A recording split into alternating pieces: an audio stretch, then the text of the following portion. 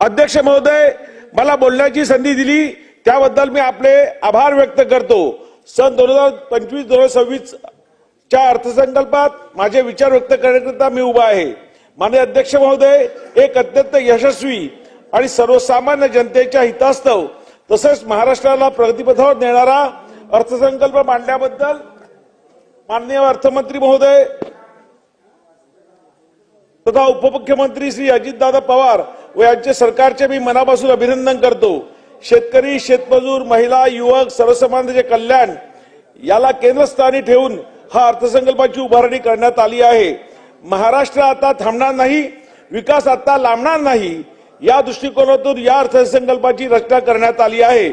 त्यामुळे राज्याचा विकास यापुढे अधिक गतीने होणार आहे असा मला ठाम विश्वास आहे। 1 फेब्रुवारी 2025 रोजी सादर केलेल्या अर्थसंकल्पात केंद्र सरकार शासनाने राज्यासाठी भरीव अशी तरतूद केली। 2047 पर्यंत विकसित भारताच्या संकल्पपूर्तीसाठी महाराष्ट्र राज्याने 1 ट्रिलियन अर्थव्यवस्थेचे उद्दिष्ट ठेवले आहे। उद्योग क्षेत्रातील देशांतर्गत व परदेशी थेट गुंतवणुकीसाठी शासन सतत प्रयत्नशील असल्याने महाराष्ट्र राज्य मोठ्या प्रमाणात गुंतवणूक होत आहे। माननीय अध्यक्ष महोदय, राज्याचे मुख्यमंत्री माननीय देवेंद्र फडणवीस साहेब यांनी नुकतेच डावोस येथे जाऊन जागतिक उद्योग परिषद महाराष्ट्राचा वेगळाच ठसा उमटवला आणि महाराष्ट्रासाठी 15 लाख कोटी रुपयाची विक्रमी गुंतवणूक आणली। माननीय मुख्यमंत्री महोदय यांनी महाराष्ट्राच्या सर्वांगीण विकासासाठी 100 दिवसाचा विकास आराखडा आखून जलद गतीने विकास करण्याचा नवा दृष्टिकोन व युनिक अशी संकल्पना स्थापित केली। यामुळे महाराष्ट्र प्रशासनामध्ये एक वेगळीच चमक पाहायला मिळत आहे। याचा फायदा महाराष्ट्रातील 13 कोटी जनतेला नक्कीच होईल असा मला ठाम विश्वास आहे।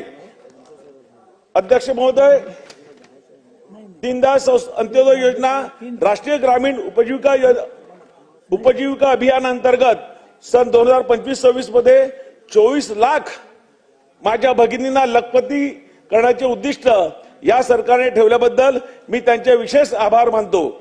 बचत गटाच्या उत्पन्नाला हक्काची बाजारपेठ उपलब्ध करून देण्यासाठी प्रत्येक जिल्ह्यात एक उमेद मॉल ची उभारणी होणार आहे।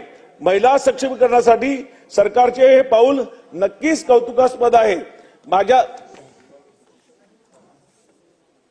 अध्यक्ष महोदय, ग्रोथ हब मुंबई महानगर प्रदेश हे आंतरराष्ट्रीय दर्जाचे आर्थिक विकास केंद्र म्हणजे ग्रोथ हब म्हणून विकसित करण्याचा निर्णय सरकारने घेतला आहे।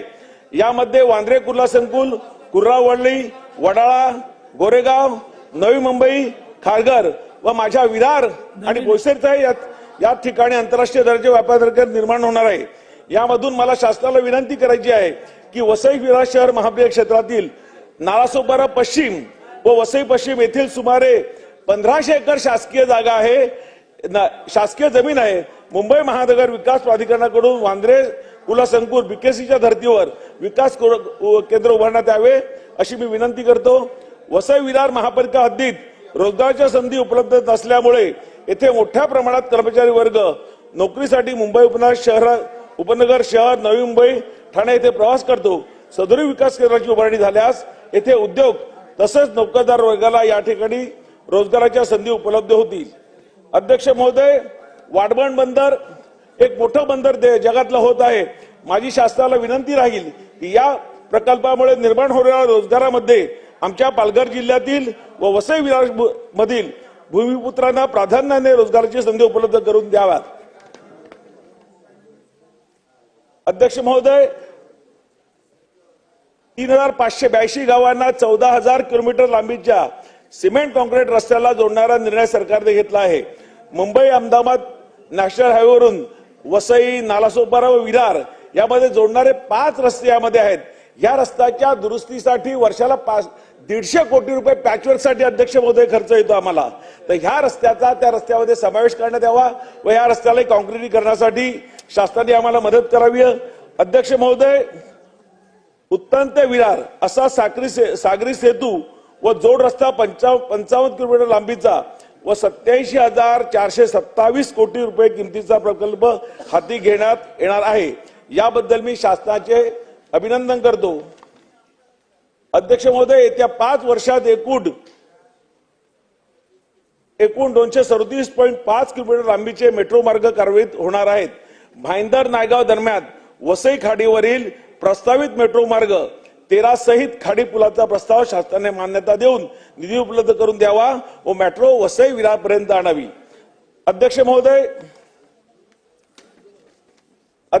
हे संवेदनशील सरकार मी मांडलेल्या सर्व मुद्द्यांचा गांभीर्यपूर्वक विचार करून वसई विरार क्षेत्रातील लोकांना न्याय देण्याच्या दृष्टीने सकारात्मक भूमिका घेईल असा मला विश्वास आहे.